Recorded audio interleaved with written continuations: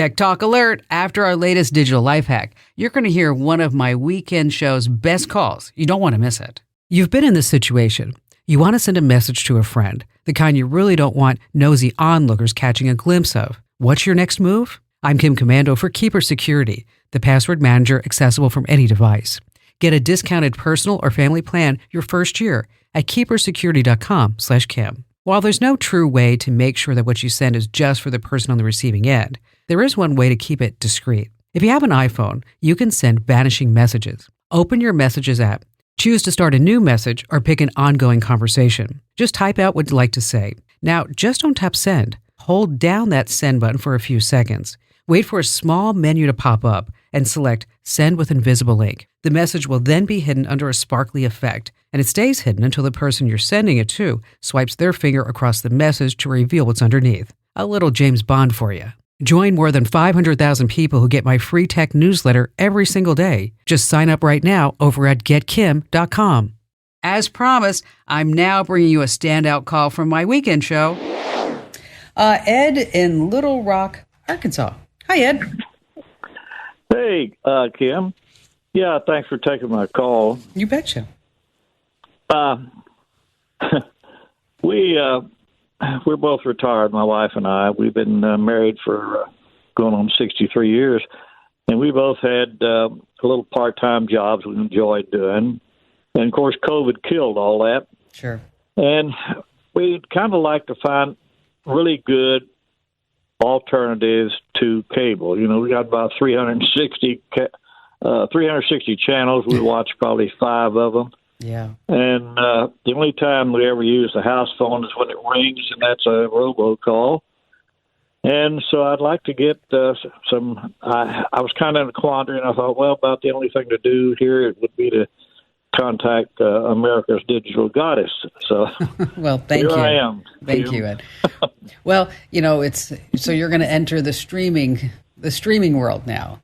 And, apparently so. And so you're going to cut the cable. And the thing that you have to be careful of, Ed, is that you don't start paying more than what you're paying now. Certainly. Because a lot of people, they'll sign up for Netflix. Well, that's $20 a month. Mm-hmm. Then they're going to sign up for Hulu. Well, that's $15 a month. Well, then they want their sports, and that's going to be another $15 a month. Sure. And then there are certain shows that you want to be able to watch, and maybe those are the certain news channels. And, well, guess what? That's going to be another 10. So you know where I'm going with this. Sure. So you want to look at the various things that you have, and then start looking at different options. Before you cut the cable, what I would do is I'd call whoever your provider is and tell them that you're having trouble paying the bill, and that you're thinking about cutting the cable. And you want to ask to speak to somebody in the retention department, Ed, okay? Because it's cheaper to keep a current customer than to go get a new customer. And all these cable companies, people are flooding away. But you may find that they have a deal for you if you stay and if you tell them that you're about ready to quit. Because doing streaming is not for the faint-hearted. You'd have to make sure that you have an internet-connected TV or a relatively new modern smart TV that has an internet connection.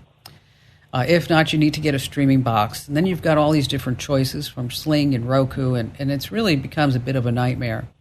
But specifically, the cost may also increase accordingly, because then you've got Disney Plus, and it just gets to be a bit of a nightmare. So, but you may find that you'll be able to reduce that price and get a better deal. Now, the only thing I want to caution you on is that on your phone I want you to use the Reminders app, because they're going to tell you that we're going to give you a deal for 6 months or 12 months, and then the price is going to go up accordingly.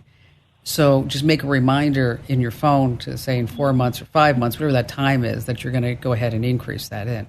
So try that first. And then we've got tons of tools as far as getting ready to cut the cord and how to do streaming. And we'll go ahead and post some of them over on the website as well, Ed, for you. And we'll send you out some so that this way you can read up on exactly when it's taken. Then when you have some questions about which service streaming player would be the best, that's when we can talk a little bit more. But just see if you can lower that price first, because I think that's going to be your first step. And thank you, Ed, for your call and also your kind words.